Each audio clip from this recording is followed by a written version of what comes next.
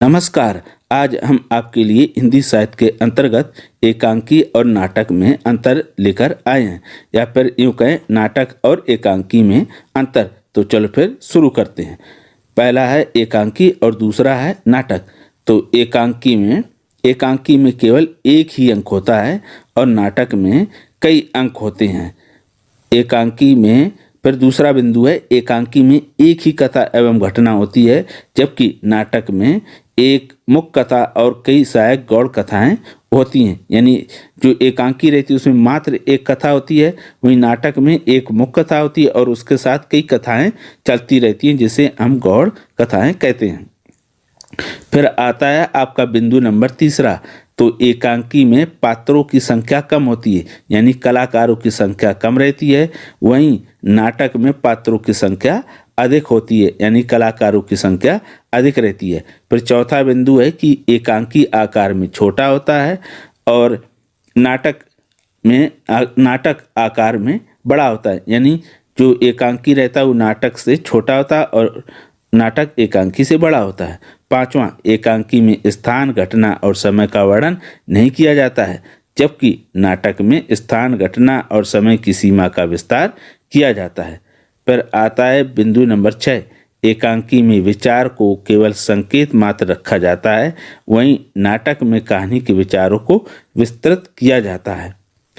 फिर सातवां, एकांकी में केवल एक पक्ष को ही लिया जाता है, वहीं नाटक में पात्रों के जीवन के कई पक्षों को लिया जाता है। आठवां, इसको मंच पर अभिनय करने में समय कम लगता है, अर्थात एकांकी को जब मंच पर अभिनय के द्वारा प्रस्तुत किया जाता है तो समय कम लगता है, जबकि नाटक को मंच पर अभिनय करने में समय अधिक लगता है, अर्थात जब नाटक को मंच के माध्यम से प्रस्तुत करते तो उसमें समय ज़्यादा लगता है।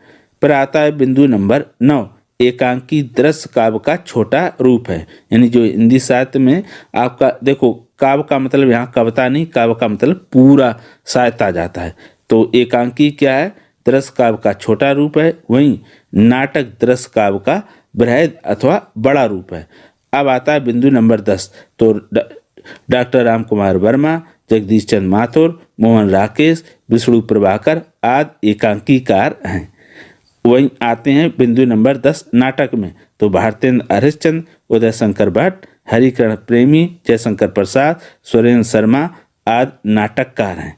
तो ये हो गया आपका एकांकी और नाटक में अंतर समाप्त हुआ।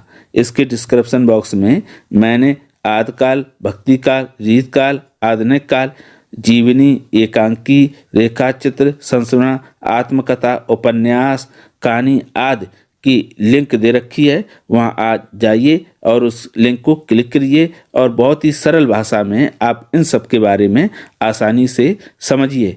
तो फिर आज के लिए इतना ही। अब हम फिर मिलेंगे किसी नए विषय के साथ। तब तक के लिए धन्यवाद।